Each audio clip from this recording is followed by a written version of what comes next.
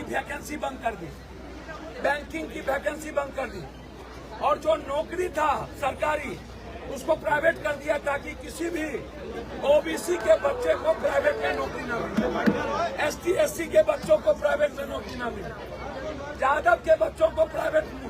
इनकी लड़ाई मुसलमानों से नहीं है, मुसलमान तो 18 करोड़ है और सरकार में ये थे हैं, और बांग्लादेश और पाकिस्तान तो बॉर्डर खाने की यहाँ पर कोई घुसपैठिया आ गया, और जब सरकार में थे तब इनको घुसपैठी क्यों नहीं याद आता है, तब ये क्यों नहीं निकाले। चुनाव आता है तो नफरत वाली बात करते हैं, भागने वाली बात, ये नहीं कहते हैं कि हमने काम क्या किया। कटोगे, अरे भैया 11 साल से रहे तब भी हिंदू खतरे में है तो रिजाइन करके चले जाइए, चुल्लू भर पानी में डूब के मर जाइए।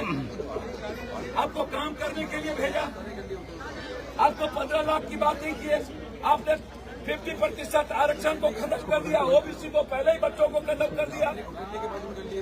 इनकी लड़ाई गरीबों से नफरत पैदा करने की है, ओबीसी के बच्चों को मार देने की है।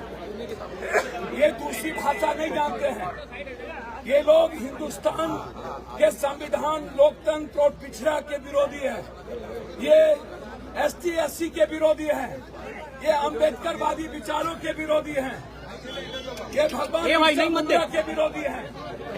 हम लोग बात करते हैं युवाओं की, इसीलिए लड़ाई है। जोर से आप लोग हाथ उठा के बोलिए, हमारे भाई को आप अपने बेटे को आशीर्वाद दे रहे हैं, जोर से बोलिए ना, इनको माला पहनाया जाए।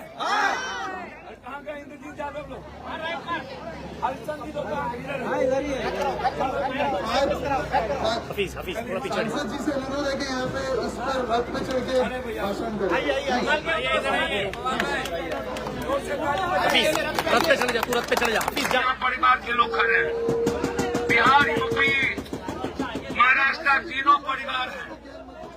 बिहार के लोगों को महाराष्ट्र हमेशा सम्मान करती है, यूपी के लोगों को हमेशा महाराष्ट्र, और जो गंदे लोग हैं जो बिहार को गाली देते हैं महाराष्ट्र, वो मराठी नहीं है, वो मराठी विचार के दुश्मन है और वो बीजेपी के साथ है।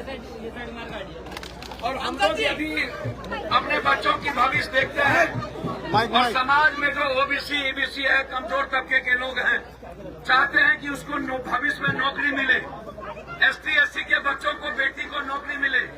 जिस तरीके से नरेंद्र मोदी जी आते ही लगभग 52% आवाज है फैक्ट्री बंद कर दिया, आवाज है, आप इसको समझिए। इसीलिए हम आए हैं कि अघाड़ी गठबंधन, जिस पर सबसे ज्यादा यदि किसी पर भरोसा इस देश ने किया है राहुल गांधी जी पर, यदि सबसे ज्यादा हमारे मराठा में किसी बुजुर्गों का सम्मान है जिसने किसान और मराठा का निर्माण किया, कांग्रेस के नेता थे हमारे शरद पवार जी, आज भी वो हमारे लिए पिता ही नहीं है, पूरे मराठा के पिता हैं।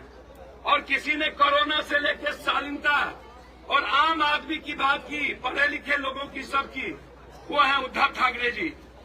अब आप सोचिए, तो आज शरद पवार जी हों, राहुल जी हों, उद्धव जी हों, अखिलेश यादव जी हों, सभी लोग, उत्तर प्रदेश, बिहार, सारे लोग आज अपने जीवन की लड़ाई लड़ रहे हैं।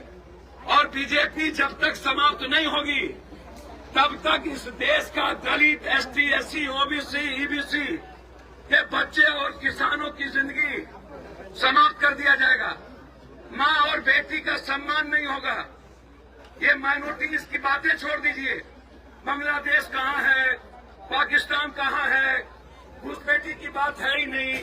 और यदि घुसपैठी है तो सरकार इसी की 20 साल से है, 20 साल में ये एक बार भी नहीं निकाले, 11 साल ये पीएम रहे, तब इसको कटो बटो कहता है हिंदू खत। 11 साल से पीएम रहने के बाद और आपकी सरकार रहने के बाद भी यदि कटने की बात है तो चुल्लू भर पानी में डूब के मर जाइए और चले जाइए अमेरिका में ट्रंप की नौकरी करिए। यहाँ क्या करते हैं? इसीलिए आप सबका हम आशीर्वाद लेने आए हैं, पैर छू के। जितने बिहार यूपी के लोग हैं, एक भाई और बेटे, देखिए ये मूलधन है और हम आपका सूद ब्याज है।